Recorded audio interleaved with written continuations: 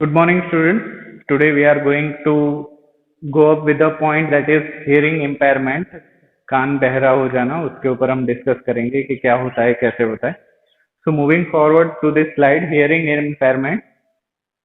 यहाँ पे मैंने पहले भी आपको बताया था रिपेयरमेंट और इम्पेयरमेंट दोनों ऑपोजिट वर्ड हैं.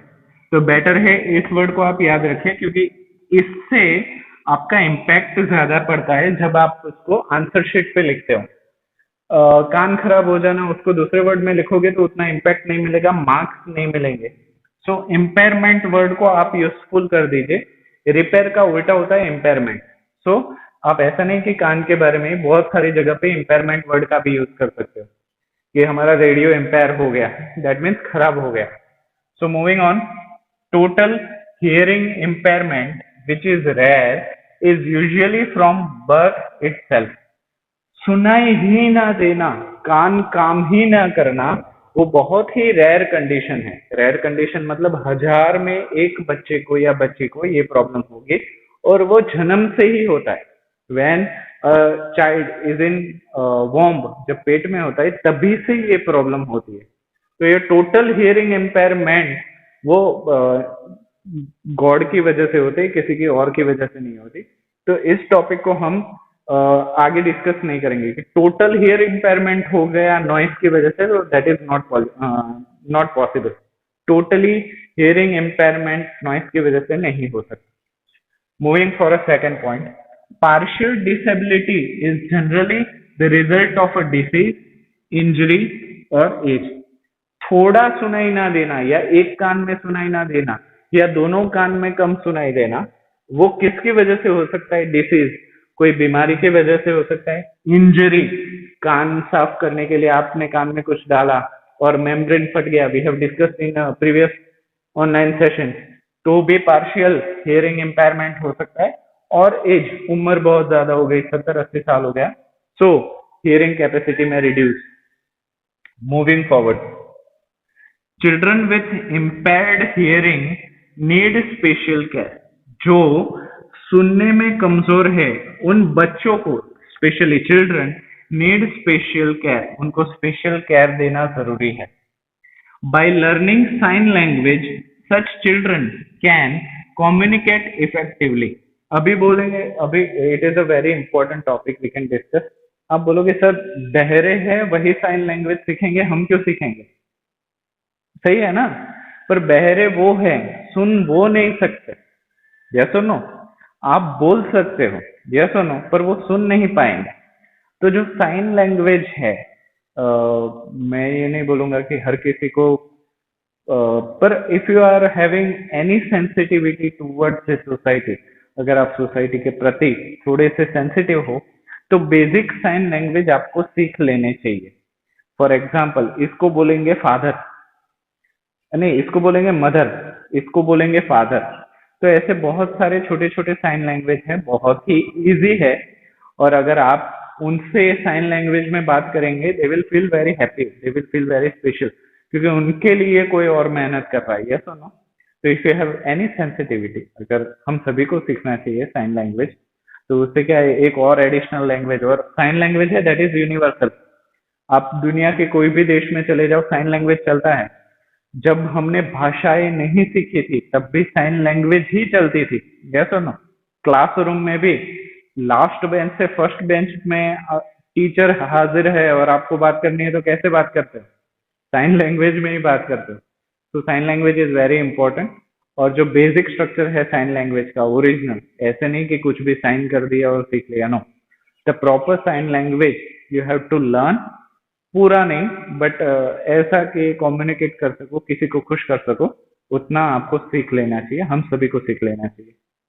So sine language is not only for the deaf and dumb people, it is for us only, because वो भी हमसे इंटरेक्ट कर सकते. अगर वो हमसे इंटरेक्ट नहीं कर पाएंगे तो उनको लगेगा उनमें कोई कमी है, और किसी को कमी दिखाने वाले हम नहीं है, ऊपर वाला है. तो हमें किसी को कमी दिखानी भी नहीं है और ना ही महसूस करने देनी है. So it's better to learn different languages, especially sign language. Moving forward, okay, because speech develops at the direct result of hearing, A child with a hearing loss may have a defective speech also. ये topic काफी interesting है। ये कैसे interesting है मैं आपको बताता हूँ। अगर कोई बच्चा जन्म से ही सुन नहीं सकता तो ऑब्वियसली वो बोल भी नहीं पाएगा। कैसे? क्योंकि उसका थ्रोट परफेक्ट है, वो आवाजें निकाल सकता है, पर बोल पाने के लिए सुनना जरूरी है।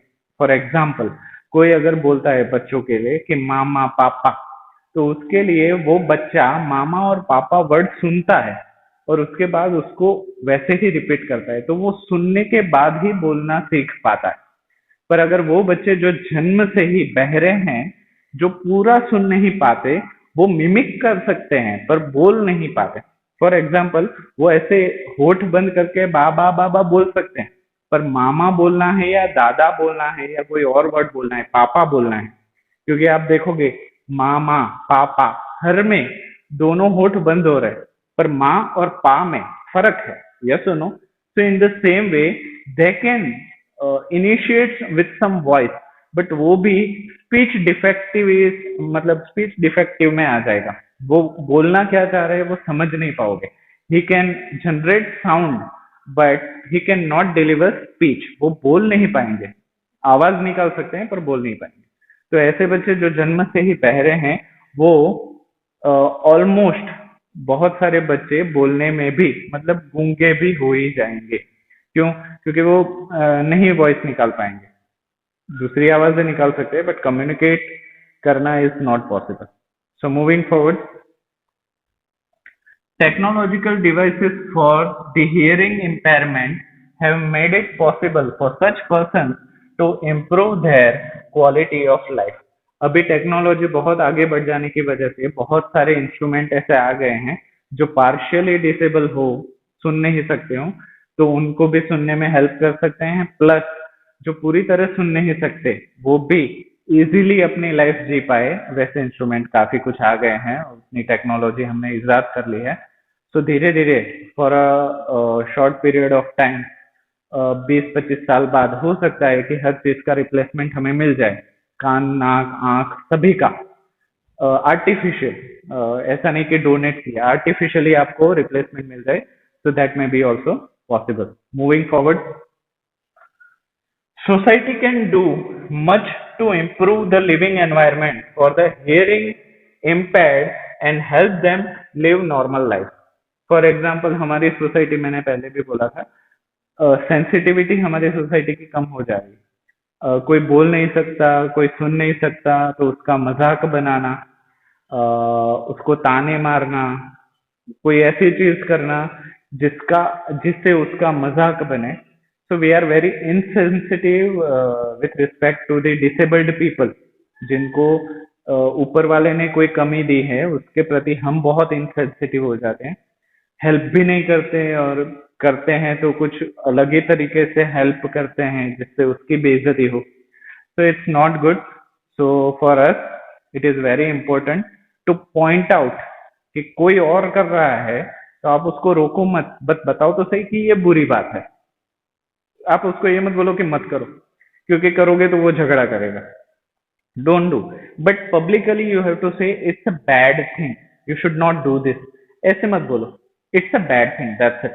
ऐसे बोलोगे फिर भी सोसाइटी में काफी फर्क आता है। चुप बैठने वाले सोसाइटी को बदल नहीं सकते, और बोलने वाले भी नहीं बदल सकते, that is for sure. But आप बोलने से एक 1% 2% इफेक्ट पड़ता है, जो सालों के बाद 10% तक पहुंचता है, और उसके सालों के बाद 100% तक पहुंचता है। So if you are doing something that is only 1% or 1.5%, but for a long period of time, उससे बहुत काफी कुछ फर्क पड़ता है। So always you have to be visionary, दूर तक सोचना है, और हो सके उतना सेंसिटिव होना है for everything, for animals also।